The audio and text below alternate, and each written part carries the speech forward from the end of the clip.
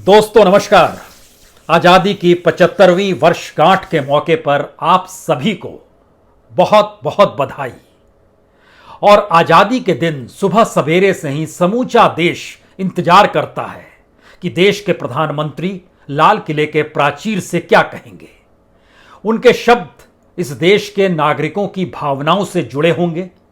वह जिन बातों का ऐलान करेंगे, क्या इस देश को नए सिरे से नए तरीके से गढ़ने की कोशिश होगी।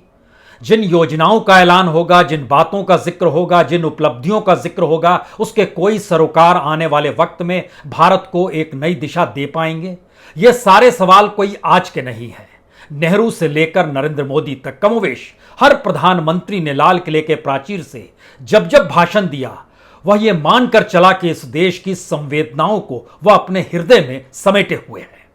वह यह मानकर चला कि उसके शब्द भारत के नागरिकों की भावनाओं से जुड़े हुए हैं। वह यह मानकर चला जो भी ऐलान वो कर रहा है इस देश के हित के लिए है और उस ऐलान के साथ इस देश की तकदीर बदलेगी। इन तमाम बातों के अक्स तले हमें लगता है आज जिक्र नरेंद्र मोदी के करने की जरूरत है, क्योंकि आज भी सुबह सवेरे प्रधानमंत्री तैयार हुए। उन्होंने नया कुर्ता पजामा पहना, उन्होंने नया साफा पहना और बीते 8 बार से अगर आप उनके कुर्ते को देखिए, उनके साफे को देखिए, उनके गमछे को देखिए, उनके तरीके को देखिए, तो आपको हर बार एक अलग रंग नजर आएगा। लेकिन क्या वाकई जो लाल किले के प्राचीर से कहे गए शब्द हैं, जिन बातों का ऐलान है, वो वाकई अलग हैं क्या उसमें दोहराव है? अगर दोहराव नहीं है तो क्या 7 बार पहले यानी 2014 में जब नरेंद्र मोदी ने जिन बातों का जिक्र किया था 2021 में क्या वो पूरे हो गए या वह भी अधूरे हैं? या फिर अपनी सरकार की उपलब्धियों को कभी राष्ट्रपति के अभिभाषण के जरिए, कभी चुनावी भाषण के दौर में, कभी यूं ही संबोधन के जरिए, कभी मन की बात के जरिए और अब लाल किले के प्राचीर से क्या उन्हीं बातों का दोहराव होता है? आज ये सारे सवाल हमें लगता है हर जहन में होने चाहिए, क्योंकि 8वीं बार प्रधानमंत्री नरेंद्र मोदी लाल किले के प्राचीर से आज जब कह रहे थे तो पता नहीं क्यों घड़ी की टिक टिक इस बात का इशारा कर रही थी, शायद पुराने सारे रिकॉर्ड टूटते चले जाएंगे। और यही हुआ। बीते 8 दौर में प्रधानमंत्री के भाषणों के अगर हर मिनट को जोड़ दीजिएगा तो 10 घंटे और 41 मिनट लाल किले के प्राचीर से प्रधानमंत्री ने भाषण दिया है। अब आप कल्पना कीजिए कि किसी शख्स को अगर 10 घंटे 41 मिनट का वक्त दिया जाए और बताया जाए कि हिंदुस्तान की समूची तस्वीर आपको बतानी है और आने वाले वक्त में हिंदुस्तान कैसा होगा, उसकी एक तस्वीर पेश करनी है और आपके पास संवैधानिक अधिकार है कि आप उसे लागू करा लीजिए और उसके जरिए एक नए हिंदुस्तान को गढ़ दीजिए। क्या यह संभव है? टुकड़ों में सही, लेकिन तकरीबन 90 मिनट औसत प्रधानमंत्री भाषण के लेते ही हैं। इतना वक्त भाषण का इससे पहले कभी नेताओं ने लिया नहीं, लेकिन प्रधानमंत्री मोदी लेते हैं। आपके जहन में आएगा इससे पहले 10 बरस तक मनमोहन सिंह क्या कर रहे थे। उन्होंने अपने 10 बरस के दौर में तकरीबन 7 घंटे का वक्त लिया था। 10 साल में 60 घंटे भी पूरे नहीं थे, उसमें भी 2-4 मिनट कम ही थे, लेकिन इस दौर में 10 घंटे 41 मिनट। लेकिन सवाल इस 10 घंटे भर का नहीं है। सवाल तो यह है, क्या वाकई जिस गरीबी की फिक्र 2014 में की गई वह गरीबी भारत में बढ़ तो नहीं गई? सवाल यह है, जिस बेरोजगारी का जिक्र 2014 में इसी लाल किले के प्राचीर से किया गया, 2021 में क्या उसमें कमी आ गई? क्या वाकई इस देश की भूख कम हो चली है? क्या वाकई इस देश के भीतर में एजुकेशन और हेल्थ का इंफ्रास्ट्रक्चर सुधर चुका है? या फिर कमोवेश बरस दर बरस बीतते चले जाते हैं और लाल किले के प्राचीर से वही शब्दों को नए सिरे से गढ़ दिया जाता है? आज इस दोहराव को लेकर पहला सवाल तो इसी बात को लेकर, जैसे ही प्रधानमंत्री ने आज इस बात का ऐलान किया कि हम तकरीबन 100 लाख करोड़ रुपया इस देश के भीतर में एक योजना के जरिए लाना चाहते हैं, तो लोगों के जहन में पता नहीं क्यों वह 100 लाख करोड़ रुपए 2019 में इसी लाल किले के प्राचीर से आधुनिक इंफ्रास्ट्रक्चर के नाम पर जो ऐलान किया गया था उस रकम से जाकर जुड़ गया। आप कहेंगे 2 साल पहले वह एक अलग ऐलान था, आज एक अलग ऐलान है। फिर आपका सवाल होना चाहिए, वह 100 लाख करोड़ रुपए क्या वाकई खर्च हो गए? 2019 में लाल किले के प्राचीर से प्रधानमंत्री ने जब इस बात का जिक्र किया कि 100 लाख करोड़ रुपए इस देश में आधुनिक इंफ्रास्ट्रक्चर को लेकर बनाए जाएंगे, और उसका जिक्र करते हुए अटल बिहारी वाजपेयी के गोल्डन क्वाड्रिल यानी जो सड़कों की योजना थी उसको भी प्रधानमंत्री ने याद किया। लेकिन 2021 में फिर से 100 लाख करोड़ आ गए, और ये आ गए गति शक्ति स्कीम के तहत। इन दोनों के बीच में एक साल 2020 का भी आता है जब यह देश महामारी और लॉकडाउन के प्रोसेस में फंसा हुआ था।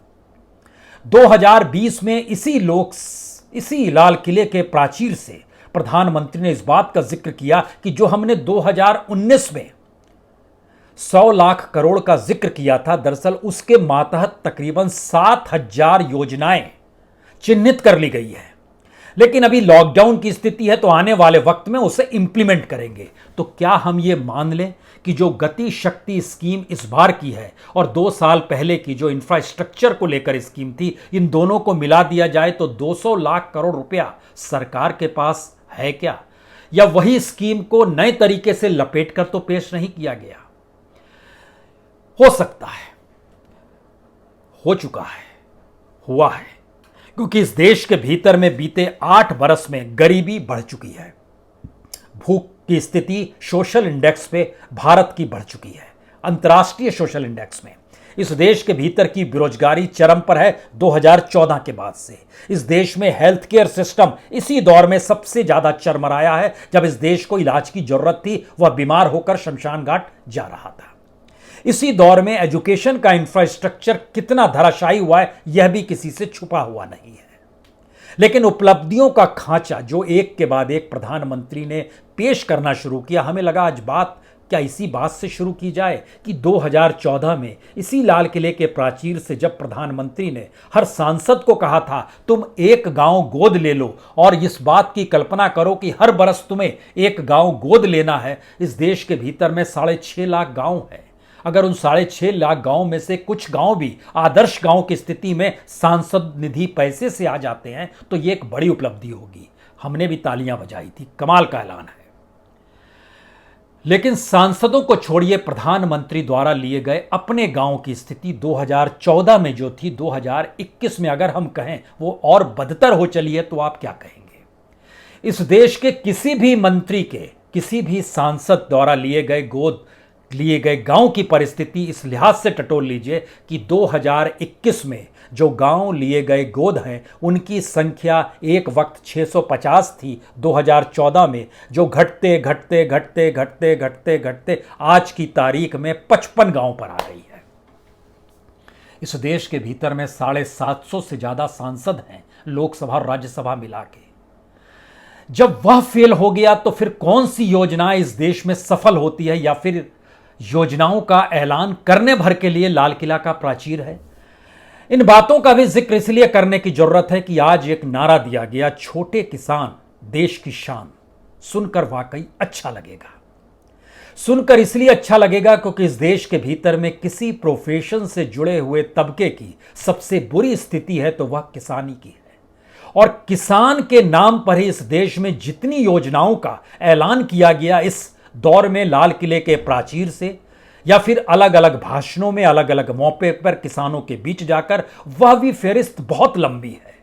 सवाल यह नहीं है कि आज छोटे किसानों का जिक्र करके जिनके पास 2 हेक्टेयर से भी कम की जमीन है उसे देश की शान बताने का जिक्र प्रधानमंत्री कर गए थे।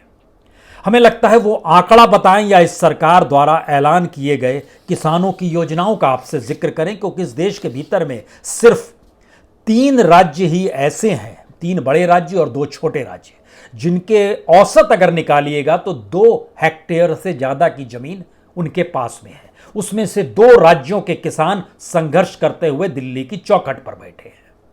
पंजाब में औसत 3.62 हेक्टेयर जमीन आती है। 1 हेक्टेयर में जो जमीन होती है यह तकरीबन 2.5 एकड़ की होती है 1 हेक्टेयर में, और पंजाब में एवरेज 3.62 हेक्टेयर औसत एक किसान के पास जमीन है। हरियाणा में 2.22 हेक्टेयर यानी 2 हेक्टेयर 0.22 हेक्टेयर प्लस। राजस्थान में 2.73 हेक्टेयर जमीन औसत हर किसान के पास है। इसके अलावे दो छोटे राज्य, एक नागालैंड जहां पर 5.56 हेक्टेयर और अरुणाचल प्रदेश में 3.35 हेक्टेयर। इसके बाद जितने भी इस देश में राज्य है उसमें बहुत कम जमीन है, 2 हेक्टेयर से नीचे की जमीन है। इसमें भी जिनके पास 1 हेक्टेयर से लेकर 1 हेक्टेयर के ऊपर और 2 हेक्टेयर के नीचे है, उसमें भी 6 ही राज्य आते हैं: गुजरात, मध्य प्रदेश, महाराष्ट्र, छत्तीसगढ़, झारखंड, कर्नाटक और असम। 7 राज्य।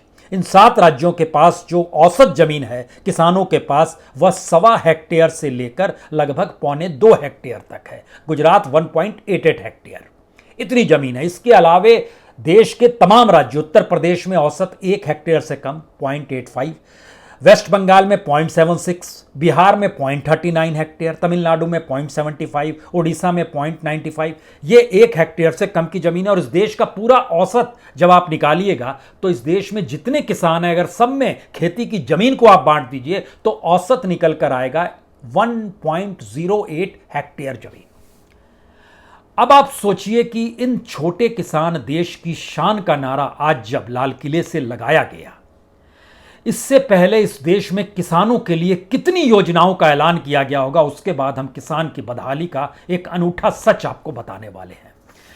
इस देश में कहा गया किसानों की आय 2022 में दुगनी हो जाएगी और उस दुगनी आय के लिए जो 2 दर्जन से ज्यादा योजनाएं हैं, ध्यान दीजिए, हम एक एक योजना का जिक्र आपसे पढ़ के करना चाहते हैं। प्रधानमंत्री किसान सम्मान निधि, प्रधानमंत्री कृषि सिंचाई योजना, परंपरागत कृषि विकास योजना, soil health card, Neem coated urea, national mission for sustainable agriculture, प्रधानमंत्री फसल बीमा योजना, national agriculture market scheme, national food security mission, national mission on oil seed and oil palm, mission for integrated development of horticulture, राष्ट्रीय कृषि विकास योजना, national mission on agriculture extension and technology, किसान cell centre, agriculture business केंद्र, किसान SMS portal, agriculture fair and exhibitions. हम इन बातों को कितनी दूर तक ले जाएं? सिर्फ एक बात बताना चाहते हैं, इन किसानों के लिए इस लाल किले के प्राचीर से जितनी योजनाओं का ऐलान हुआ, अगर उन सारी योजनाओं को जोड़िएगा और उनके बजट को भी जोड़िएगा तो भी इस देश के भीतर में जो सारे किसानों की कमाई है वह भी इस ऐलान के ऊपर खर्च की गई रकम से कम आती है।